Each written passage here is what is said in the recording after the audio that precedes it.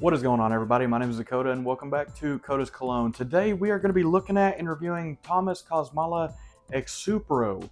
Let's get into it.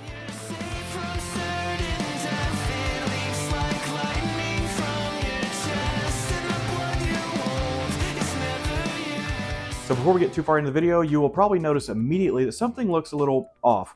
Well, that is because we had a massive storm roll through. Actually, we've had about a dozen of them roll through in the past month or so in Oklahoma. And a huge power surge knocked out my lights in my cabinet. So I got one light going, one light's dark. It probably looks a little weird in the camera. Not too fond of it myself.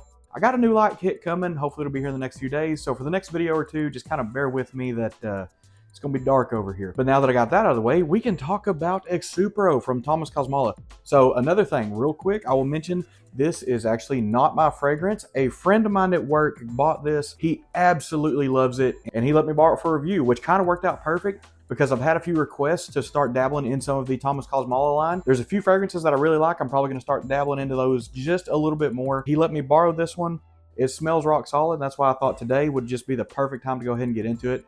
For me, this is more of a spring and summer scent, so it kind of fit of where we're at. But we are going to start out the way we always like to start out, and that is going to be showing off the bottle, showing off the atomizers. So first things first, we're going to go over the presentation of the bottle. The bottle presentation is about as clean, as simple as you can absolutely get. Just a little label here, has a nice little thing on top. The cap is not magnetized or anything that I can tell. I think it just kind of sets on there. But now that we touched on the presentation, we can get into the atomizer of the fragrance, and the atomizer is actually very good, very pressurized.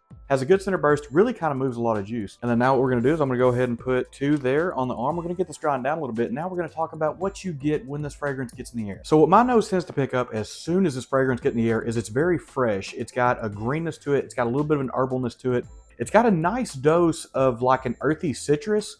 And I think that's kind of what's given some of that like green herbal feel to it, because the citrus notes on this are very light. They're not something that's going to hit real hard. But right out of the gate, you also get like a little undertone of like a muskiness, maybe just a touch of like a floral. It's nothing that's overwhelming, but it's something that is definitely present on the initial spray. So as we're moving past some of what you get when you first put it on, we can talk about the notes of this a little bit. The top notes on this are going to be pink pepper, orange, and vetiver. And as we just talked about, when it first gets on your skin, you do get a nice dose of that orange. And you get some of that vetiver. The vetiver comes across a little more green, a little more earthy than like harsh compared to some of what other vetivers have been used, especially for more of like a fresh fragrance. The middle notes on this is where it gets kind of weird because the middle notes just say green notes and grass. The grass note to me kind of made me giggle when I first looked it up because it does kind of remind you of almost like a fresh mowed lawn a little bit. And I wouldn't think that would be a fragrance that some people would like, but it works well in this. It made me laugh when I first looked it up because my brain kind of thought it, but I didn't want to say it out loud, and I'll be damned if it wasn't there. So anyway, on the base notes of this, you're going to draw down to a sandalwood, a patchouli, and a musk. So as far as the note breakdown goes, kind of linear, kind of simple. The grass and green note thing, again, made me laugh. And honestly, that's kind of what you get out of the fragrance. All things being considered, this fragrance is fairly simple. So now we can talk about some of the mid dry down on this. As we talked about earlier, it has green notes and grass. That mixed with some of that vetiver does give this a very nice kind of soothing earthiness. It's not going to be anything that's harsh. It is going to have a little bit of a twist to it. This isn't going to smell like your normal, typical kind of green, fresh, springy fragrance.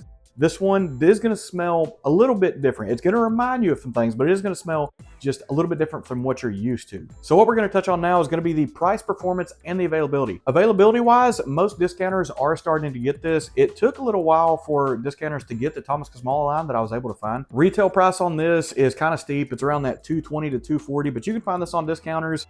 The Thomas Kosmala is all over the place. I've found some as cheap as $90. I found some as expensive as $130. So it really just kind of depends on which specific site you like to use the most. Not every big box store is going to have this, but some is. I do know my local Dillard's does carry this. My local Ulta and the Sephora that is the closest to me did not have this. So it's kind of shoddy on trying to sample this in store. But now let's move on to the performance. The performance on this was kind of surprising. I got about 7 or 8 hours on my skin. This fragrance does kind of change a lot in those 7 or 8 hours. As far as the sillage go, it's about 1-2 foot sillage. Nothing really to brag about, but decent enough. And projection is about that 1 or 2 foot range as well. As far as performance goes for an eau de parfum, it's okay. It's not anything that's going to be absolutely amazing, but it's definitely okay. I will note though that the way this fragrance dries down is kind of weird. So when it first opens up, you've got some vetiverness, you got some of that greenness, you get a little bit of that grass feel. And as it dries down, the vetiver note gets a little bit louder, but a lot of the wood note starts to come through. And the way it dries down on my skin is kind of a nice woody vetiver feel. The more it dries down, the more you would kind of feel like it leans toward fall, but it stays just fresh enough that you could probably wear it in spring and summer. So it's like a fall scent in the dry down that feels springy, I guess. It could be how a lot of that green and grass stuff kind of hits your skin. It kind of does remind me of like one of the first few mows of the season. So it's one of those that can trick your senses a little bit. It might make you feel like a different time and place type thing. But now we have to get into one of the more important details of this fragrance. And that is going to be, does this fragrance remind you of anything? Does it stand out? Is it completely unique? And unfortunately, no. This thing is definitely a Sauvage feeling DNA. To me, this feels like a blend of Sauvage and Prada's Carbon. So it has some of the spiciness when you first spread it on that you get from the Carbon. I wouldn't call this a 1-to-1. I don't think that's where it's going. It does have some of its own unique properties that does make it stand out. But I will say when you first put it on for the first hour or so, it does seem very reminiscent of Sauvage, which isn't a bad thing. Sauvage at this point, I think, is starting to be one of the more influenced DNAs, especially in the game, because I want to say Sauvage has been America's for sure. I think they've been in the top 3 fragrances that America sold for, I think, since its release pretty much. So getting your DNA borrowed, copied, however you want to say, isn't necessarily a bad thing. It just means you did something right. So good on you, Sauvage. But back to Exsupero, I don't think that it's so close that you could say it's a clone. But as we talked about, there is going to be a little bit of a borrowness here. Now, if I was asked which one I would prefer more, this one or Sauvage, honestly, I would say it's a tie. I think I've said before on the channel, the Sauvage DNA, as good as it is, as popular as it is, I don't really like it. I'm not the biggest fan for it. Honestly, for me, of the, we'll call the Sauvage DNA lineup, I think I prefer Prada Carbon the most. I genuinely enjoy that one. But to me, this one does feel reminiscent, definitely, of both. It's down that wheelhouse. And honestly, that's what a lot of people's going to want. This fragrance that absolutely gets you compliments. This fragrance is going to be one that you can pretty much wear everywhere. It's not going to be harsh. It's going to have a mass appeal vibe to it. It's going to be one that should be an easy everyday reach. I wouldn't go so far as to say this is a signature scent, but I definitely think that this would be a fragrance that anybody should be able to wear almost at any given time. But all in all, this fragrance is pretty rock solid. If I had to give it a rating, honestly, I'd give it a 7.5 or an 8 out of 10, and that's not knocking the fragrance at all. It's just one that I'm not purely in love with this DNA. I do think it smells good. I do think it'd be an easy buy for anybody. But I will say that the big gap between discounters and retail, normally you don't see that big of a gap. For this being $228 retail, I don't think it's worth the price at all for that. But if you could pick this bottle up for between that $80 to $100 range, definitely worth it. I really don't think you could go wrong with this, especially if you wanted to step out something in the Sauvage DNA, but it's also going to have its own unique twist that smells a little bit different, a little more green, and just maybe a little more of like a fall earthy kind of vibe. But I do think that's going to get us wrapped up for today. That was a whole lot of yapping. I'm going to go ahead and get on this bottle one more time. Again, that is Thomas Kosmala's Exsupero. Very good fragrance, very rock solid. It'd be one that, like I said, should be just an absolute easy reach, should be an everyday thing. But that is going to be a wrap. So as I like to say in every video, thank you everyone for watching it. Thank you everyone for subscribing, for sticking around, staying tuned, listen me up about how stuff smells.